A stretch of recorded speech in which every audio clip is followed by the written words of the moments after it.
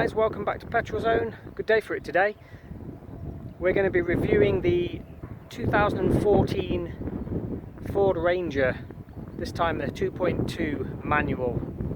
Here it is behind me. Stick around and I'll tell you what I think of it.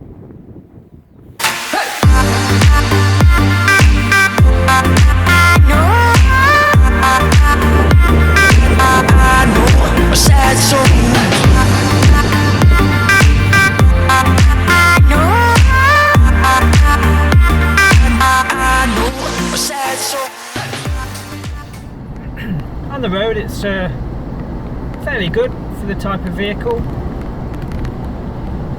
The steering's fairly heavy at slow speeds.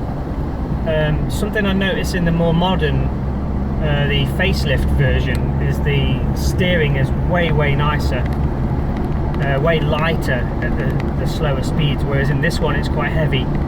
Also the bumps are taken a bit better in the newer model. This one is a little more harsh and the chassis feels a little less composed. Now also this one's got the all-terrain tyres on, so in the wet they're not very good at all really. They're kind of, you can cope with them if you're not going too fast, but they're fairly slippery. The rear end on roundabouts can be entertaining, let's say. As you can probably tell by the way that my camera's wobbling, the ride quality on the sort of bumpy back roads in Norfolk like this is pretty bouncy, let's say. It's not too bad, but it could be quite uncomfortable, I think. As I said before, the visibility out of the rear view mirror isn't that good with the Truckman top on. But the massive wing mirrors compensate for that. On the corners, these Rangers are fairly good, fairly composed really.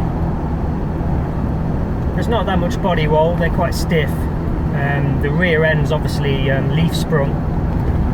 The front end is a standard wishbone setup. So the front end's got quite good bite, but the rear end can be quite harsh with not much weight in. Over bumpy roads it can bounce the back end around and feel like you're pogoing down the road. Something that they seem to have sorted in the newer model.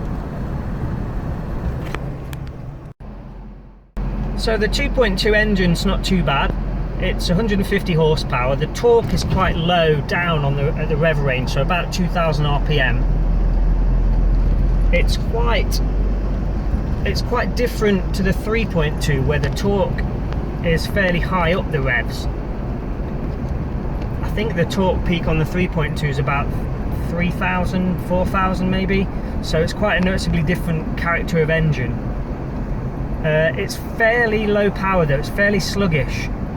If you've got a lot of weight on board or you're towing, it does the job, but I'd say it's quite sluggish really. I think for me the 3.2 is the better option.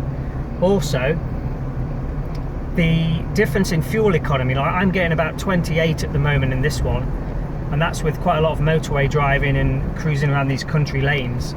And if you consider that the 3.2 auto was doing about 26, I don't think it's worth getting the 2.2. You might as well go for the 3.2 with better sort of engine and not that much more economy. Selecting four-wheel drive is quite simple, just with the flick of the switch. These are default two-wheel drive only, which is rear-wheel drive. You can select 4 high when you're moving, basically at speeds up to 60 miles an hour. In order to get it into 4 low, you have to be stopped or going less than 5 miles an hour and in neutral, and then it will go into the low range.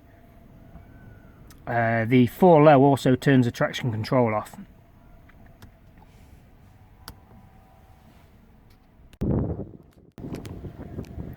Standard electric windows and electric mirrors.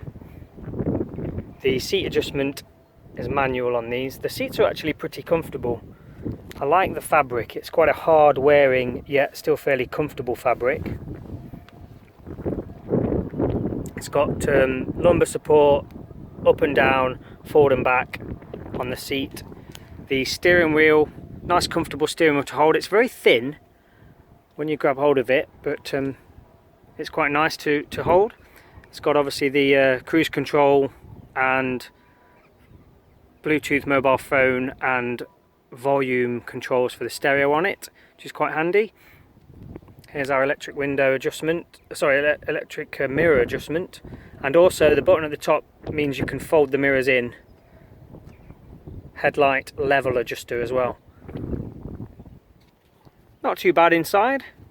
This is obviously the lower spec one, XLT. The Limited, which is the next one along, that comes with a dual zone climate control, whereas on this one we've just got the single.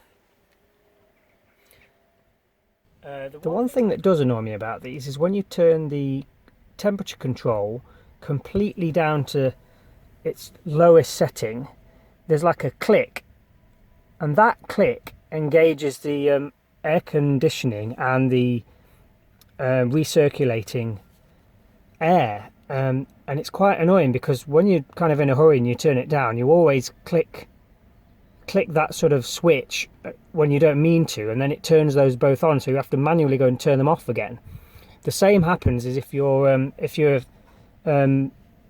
setting is on, say, feet, and then you turn it around to anything with a windscreen on it, the air conditioning automatically kicks in as well. Then I think it might be a Ford thing that they've programmed in, but it's really annoying. As mentioned, these have got standard Bluetooth with them. It seems to do the job.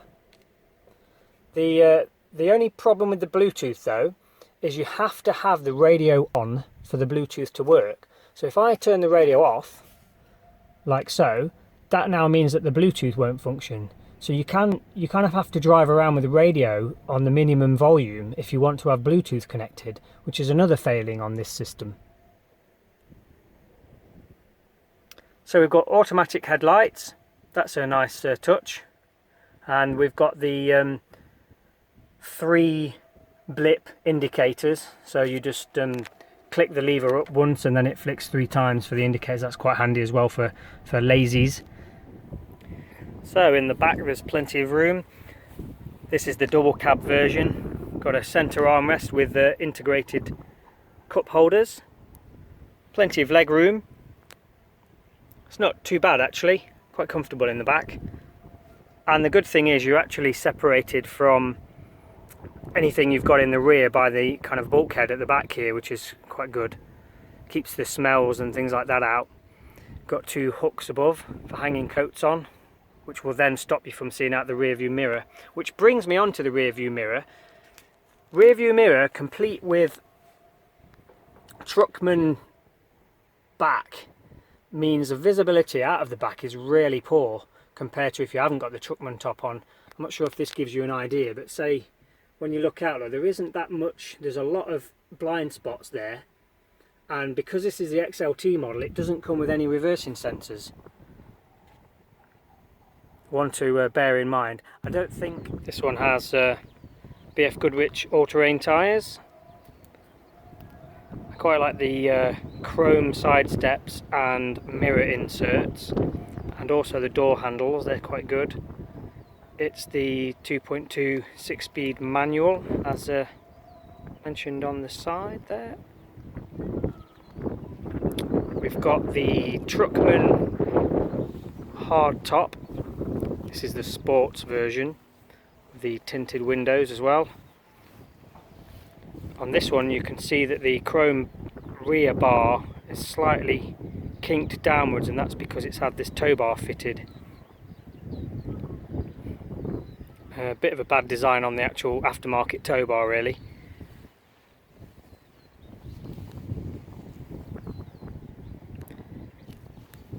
Inside the Truckman, which might I add is very good for keeping the water out, especially compared to the roll tops. We've got a sliding tray, so we've got a bed slide in this one, which is pretty good. That's got 2 positions. These are additional extras. Position 1.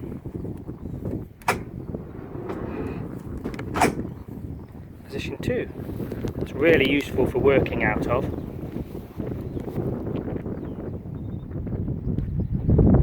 More chrome. So again, with what seems to be the case with modern Fords, is the headlights are pretty poor. It does have daytime running lights, just halogen ones, yellowy looking halogen ones, but both dipped beam and main beam are terrible. I think that's the first upgrade I would do on this vehicle.